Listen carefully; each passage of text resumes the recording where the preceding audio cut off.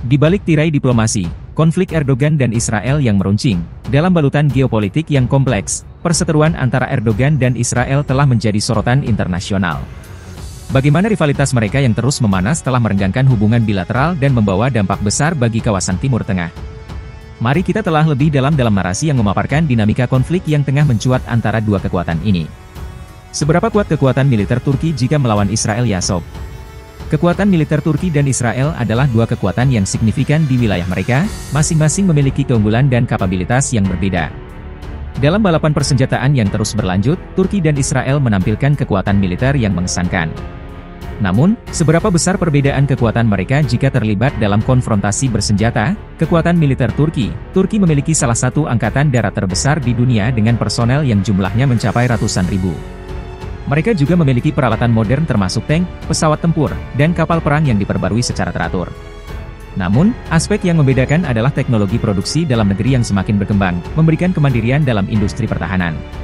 Di balik kekuatan Turki yang melimpah, bagaimana kapabilitas militer Israel mampu menghadapi tantangan tersebut? Kekuatan militer Israel, meskipun memiliki jumlah personel yang lebih kecil daripada Turki, Israel memiliki keunggulan teknologi militer yang sangat tinggi.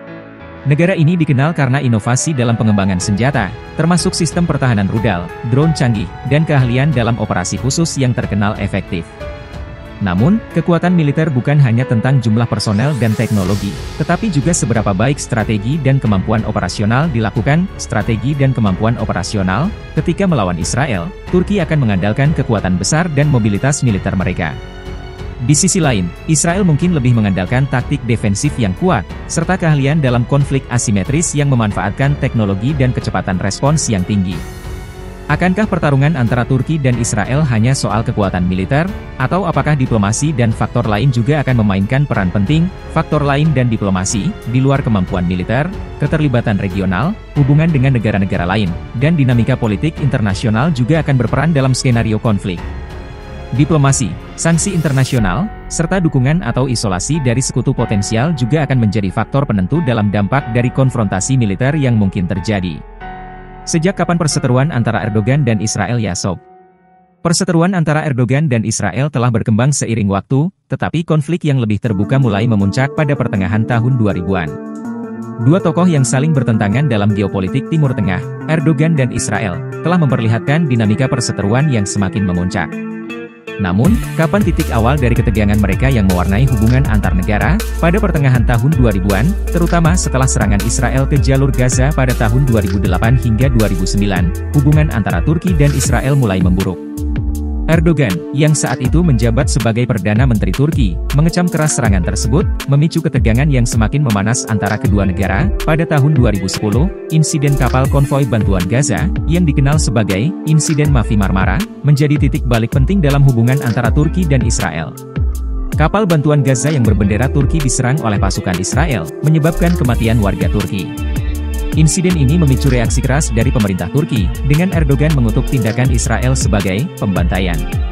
Sejak saat itu, hubungan antara Erdogan dan Israel terus memburuk. Erdogan, yang kemudian menjadi presiden Turki, terus mengkritik tindakan Israel di wilayah Palestina dan menegaskan dukungan kuatnya kepada Palestina. Kedua belah pihak juga saling beradu retorika yang memperkeruh suasana, memperlihatkan ketegangan yang terus tumbuh dalam hubungan bilateral mereka. Bagaimana respon Benyamin Netanyahu terhadap kritikan Erdogan, ya sob? Benyamin Netanyahu, Perdana Menteri Israel, merespons kritikan Erdogan dengan sikap yang menegaskan pandangan Israel terhadap kebijakan Turki terkait Palestina serta isu-isu regional yang sensitif.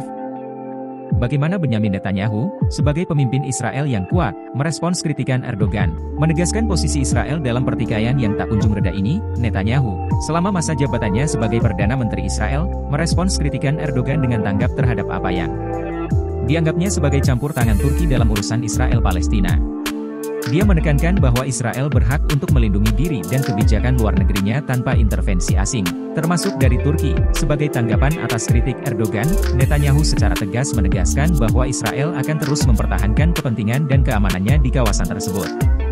Ia menegaskan bahwa Turki seharusnya tidak campur tangan dalam konflik regional dan menilai kritik Erdogan sebagai upaya mengalihkan perhatian dari isu-isu penting yang dihadapi Timur Tengah. Sikap Netanyahu menggambarkan ketegasan Israel dalam mempertahankan posisinya terhadap kritikan Turki, sambil terus menegaskan bahwa isu-isu regional yang sensitif, terutama dalam konteks Israel-Palestina, harus diselesaikan tanpa campur tangan asing yang dianggapnya dapat mempersulit penyelesaian.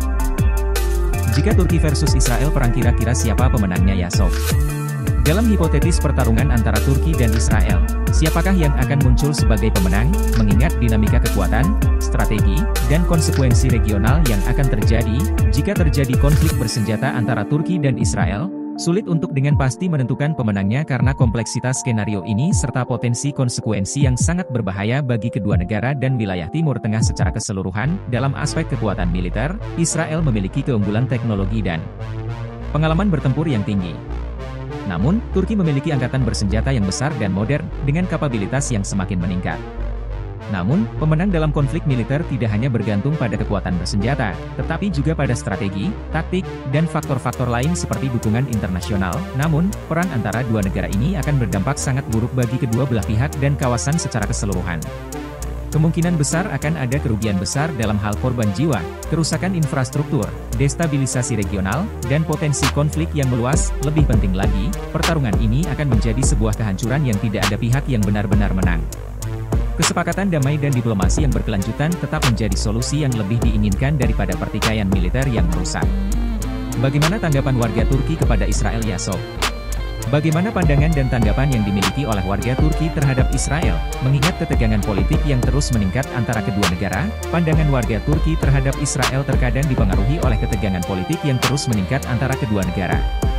Namun, umumnya, banyak warga Turki menunjukkan sikap yang kritis terhadap Israel, terutama terkait kebijakan Israel terhadap Palestina. Sebagian besar warga Turki mengecam keras tindakan Israel di wilayah Palestina, termasuk pendudukan, pembangunan pemukiman ilegal, dan tindakan militer yang dianggap sebagai pelanggaran terhadap hak asasi manusia. Kritik terhadap tindakan Israel ini seringkali menjadi bagian dari pandangan yang kuat dalam mendukung hak-hak Palestina. Pendapat publik di Turki juga terkadang tercermin dalam aksi-aksi demonstrasi, boikot produk Israel, atau dukungan aktif terhadap perjuangan Palestina. Meskipun ada pemahaman bahwa politik luar negeri dan kebijakan negara berbeda dengan pandangan individu, sikap kritis terhadap Israel tetap menjadi hal yang umum di kalangan sebagian besar warga Turki. Itulah fakta tentang Erdogan dan Israel ya sob, semoga bermanfaat. Sampai jumpa di video selanjutnya.